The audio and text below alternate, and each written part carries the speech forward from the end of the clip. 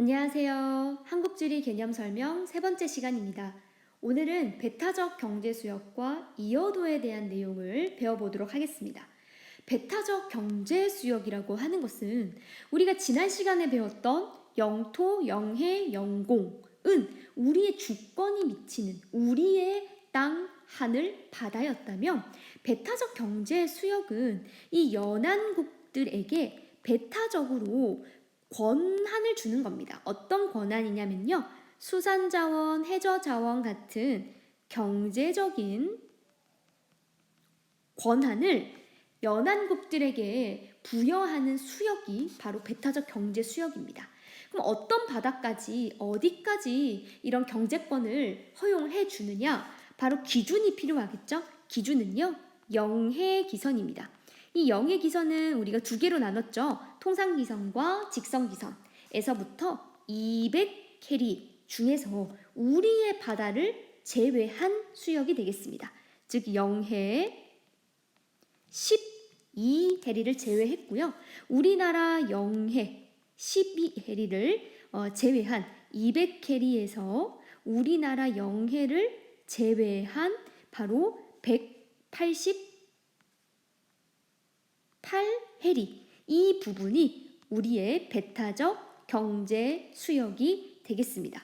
자, 이 배타적 경제 수역은요, 어떤 권한을 가지고 있느냐? 연안국, 인접해 있는 국가는요, 경제적인 권리가 인정이 됩니다.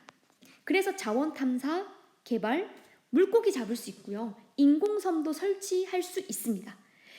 하지만 경제적인 권한만 가지고 있기 때문에 주인으로서의 권리를 가지고 있는 건 아닙니다. 그래서 비연안국, 즉 여기에 접해 있지 않은 국가들은요, 자유롭게 선박과 항공기를 통행할 수 있습니다. 그래서 통행이 가능합니다. 통행할 수 있습니다. 왜? 배타적 경제 수역은 주인으로서의 권리가 아니라 경제권을 가지고 있기 때문에. 그리고 해저 전설 같은 부설도 비연안국들은 활동이 가능합니다. 자, 우리나라 배타적 경제 수역을 보면은요, 우리나라는 인접국들과 많이 접해 있습니다. 그래서 우리는 중국과 일본과 배타적 경제 수역이 중첩이 되어 있어요. 왜냐하면 우리는 해역이 좁기 때문에. 그래서 일본과 접해 있는 수역을 우리는 한일 어업 협정을 통해 일본과 배타적 경제 수역에 대해서 협업을 나눴고요. 중국과 중첩되는 수역은요, 바로 한중 잠정 조치 수역을 설정해서 한국과 일본, 한국과 중국이 공동으로 겹치는 배타적 경제 수역은 두 국가가 조업이 가능합니다. 하지만 다른 나라의 국가가 우리와 일본의 배타적 경제 수역에서 어업 활동을 할 수 없는 거죠. 자, 이번에는요, 우리나라 배타적 경제 수역에 있는 섬 이어도가 되겠습니다. 이어도는요, 마라도에서 149km 정도 떨어져 있는, 마라도에서 149km 떨어져 있는 수중 암초가 되겠습니다.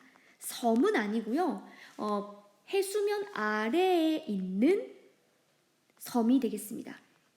그렇기 때문에 평상시에는 잘 보이지가 않습니다. 그래서 섬이 아니기 때문에 영토에 해당되지는 않고요.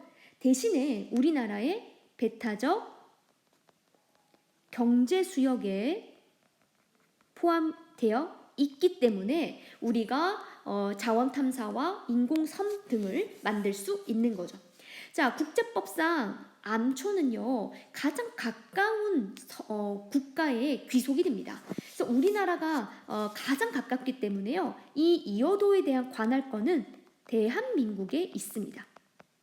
자, 그리고 이 암초, 이 이어도에서 우리는 이렇게 기지를 만들어서요, 이 기지를 통해서 태풍과 해수면의 온도, 그리고 해양 자료를 측정하는 기지를 만들었습니다. 이를 종합 해양 과학 기지라고 합니다. 그래서 이 일대의 해양 자료를 관측하는 용도로 사용하고 있다라고 보시면 되겠습니다. 자, 이렇게 배타적 경제 수역과 우리나라 배타적 경제 수역 안에 있는 이어도에 대한 내용을 공부했습니다. 여기까지입니다.